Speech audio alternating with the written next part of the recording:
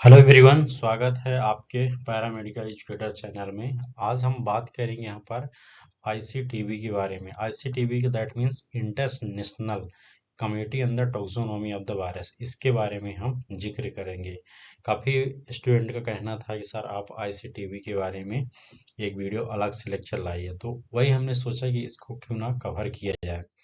सबसे पहले हम बात करेंगे इसके इंट्रोडक्शन के। इंट्रोडक्शन में क्या कह रहा है, पॉइंट को समझिएगा। आईसीटीबी का फुल फॉर्म पहले आप याद रखिएगा, international committee under taxonomy of the virus है। यह एक अंतरराष्ट्रीय संगठन है, मतलब कि ये इंटरनेशनल एक कमिटी है जो वायरस का क्लासिफिकेशन और नोमेनक्लेचर पर आधारित है। मतलब कि ये कि तरह तरीके से ये इंटरनेशनल कमेटी होती है जो कि वायरस के क्लासिफिकेशन और नोमेनक्लेचर दोनों पर निर्भर करती है। यह डब्ल्यूएचओ और सीडीसी से अलग एक विशेष समिति है जिसका एकमात्र कार्य वायरस टैक्सोनॉमी को स्टैंडर्ड बनाना। कहने का मतलब ये है कि जो डब्ल्यूएचओ होती है और सीडीसी जो संस्था होती है उससे अलग एक ये विशेष कमेटी है। ठीक है। इसका फाउंडेड की अगर बात करेंगे तो 1966 में इसको जो होता है फाउंडेशन रखा गया था। और international union of the microbiology society, जिसको हम आईयूएमएस कहते हैं, इसमें इसको संगठित के रूप में रखा गया। ऑफिशियल अगर वेबसाइट की बात करेंगे तो इसकी ICTV.global ये इसकी एक वेबसाइट है। इतना आप इसके बारे में समझ गए।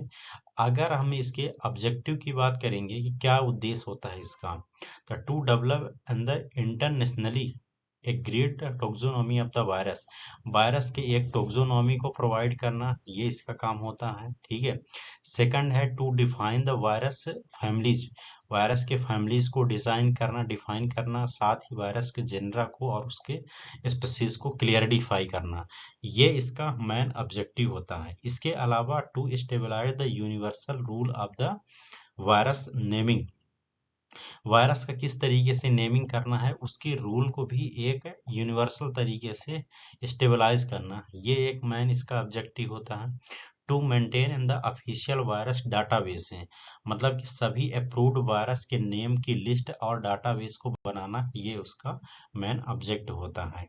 क्लियर। इतनी चीजें आप समझ गए।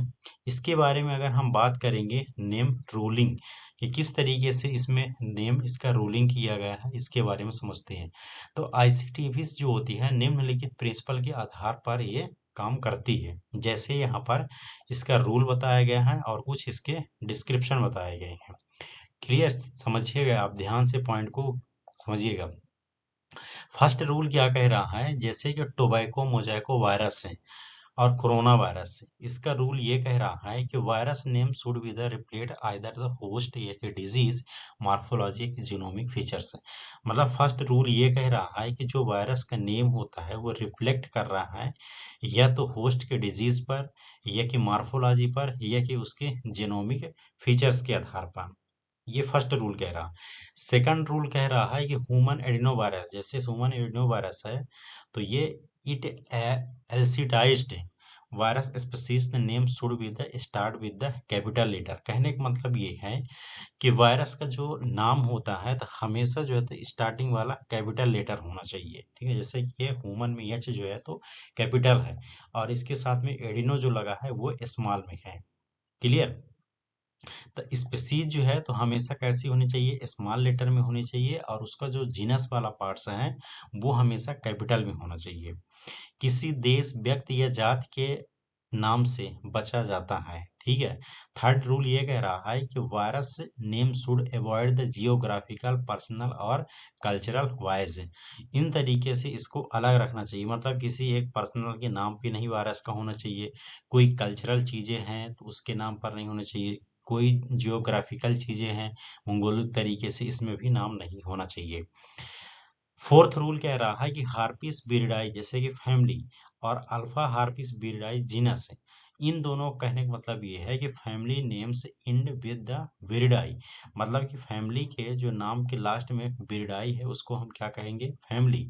और जेनरा का लास्ट में क्या है, वायरस, तो ये किस कैटेगरी से आ जाएगा, जेनरा कैटेगरी से आ जाएगा। फिफ्थ रूल्स क्या कह रहा है, जैसे कि ह्यूमन इम्यूनोडिफिशियंसी वायरस फर्स्ट है, दैट मीन्स ये स्पीसीज है, ठीक ना। और उसका कॉमन नेम क्या होता है, HIV।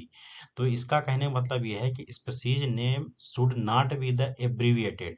जो स्पीसीज नेम होती है वो एब्रीविएटेड नहीं होना चाहिए, मतलब उसका शॉर्ट नाम नहीं होना चाहिए। But virus name can be short, मतलब कि वायरस का नाम जो होता है शॉर्ट में कॉमन दे सकते हैं।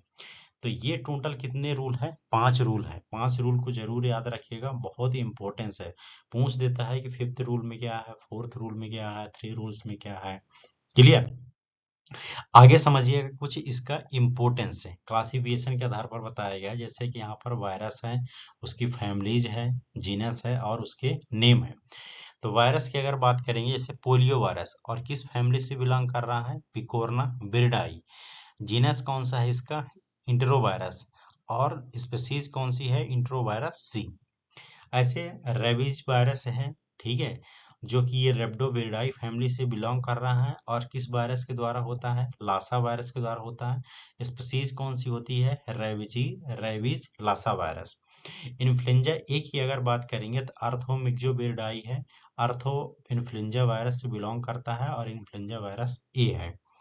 सार्स कोव 2 कोरोना विरिडाई फैमिली से बिलोंग करता है, जीनस इसका बीटा कोरोना वायरस है और स्पीसीज है acute respiratory syndrome corona virus 2। Clear. तो इस तरीके से इसकी एक इम्पोर्टेंस क्लासिफिकेशन बताई गई है। आगे पॉइंट आप समझिए, classification of the virus based on the genetic material either the DNA and RNA, मतलब उसके जेनेटिक मटेरियल के आधार पर वायरस को किस तरीके से कैटेगराइज किया गया। तो मेनली इसमें देखा जाए तो 2 मेन इसके ग्रुप्स होती हैं, डीएनए वायरस और आरएनए वायरस। यह क्लासिफिकेशन जीनोम के टाइप, मतलब कि डबल और सिंगल स्टैंडर्ड और सेंस पॉजिटिव और निगेटिव के आधार पर क्लासिफाइड किया गया है। अब समझिए आप यहाँ पर कि डीएनए वायरस जो है, जिनका जीनोम डीऑक्सीराइबो न्यूक्लिक एसिड है, ये मेनली कुछ इस तरीके से टाइप्स में है। जैसे यहाँ पर double standard DNA, double standard DNA virus में कौन कौन सी आ रहा है, हार्पिस वायरस है, एडिनो वायरस है और पॉक्स वायरस है। इसके अलावा अगर देखेंगे यहाँ पर सिंगल स्टैंडर्ड डीएनए में, यहाँ पर आपको पर्वो वायरस नजर आ रहा है। क्लियर। तो याद रखिएगा, कभी क्वेश्चन पूछ देगा सिंगल स्टैंडर्ड डीएनए में कौन सा वायरस होता है, पर्वो वायरस होता है। डबल स्टैंडर्ड में कौन सा होता है, हार्पिस वायरस, एडनो वायरस और पोक्स वायरस है। क्लियर। निमोनिक तौर पर अगर हम याद करते हैं इसको, तो टोटल 7 हैं जो डीएनए वायरस है, तो इसको हम 7 कैटेगरी में रख सकते हैं।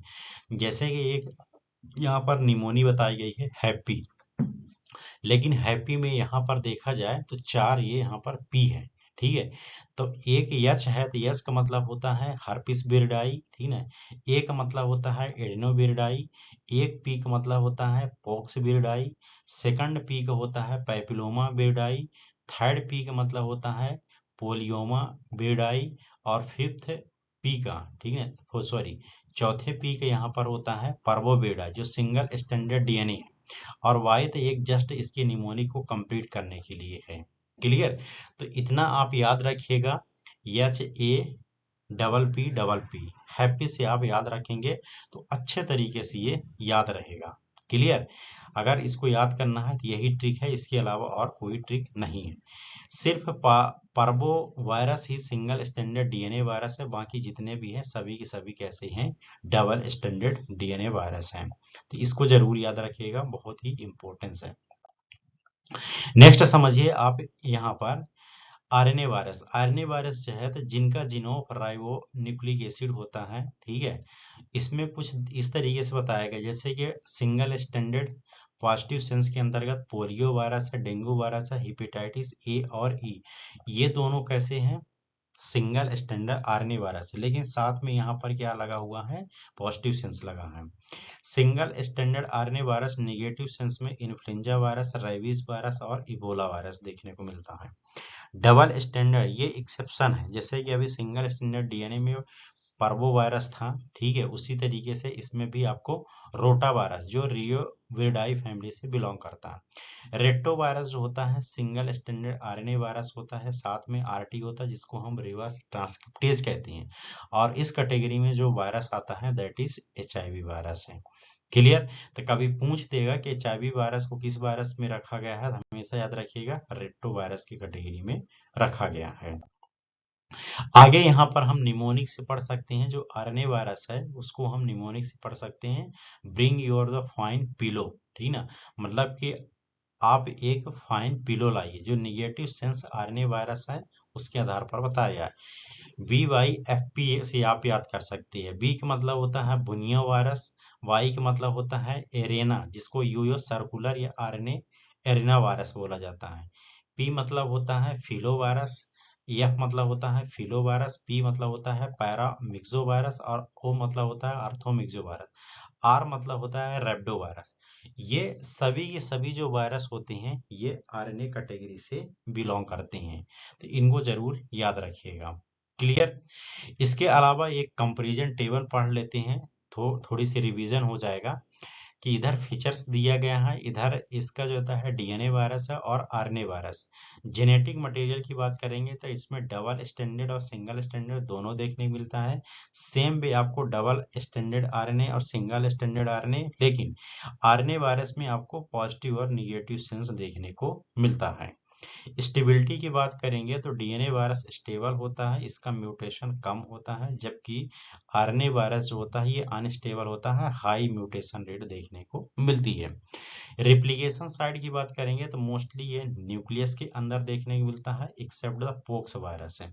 पोक्स वायरस डीएनए वायरस है, लेकिन इसका रेप्लिकेशन किसके अंदर होता है, साइटोप्लाज्म के अंदर होता है। और जितने भी वायरस होते हैं डीएनए वो सभी के सभी न्यूक्लियस के अंदर रेप्लिकेट करते हैं।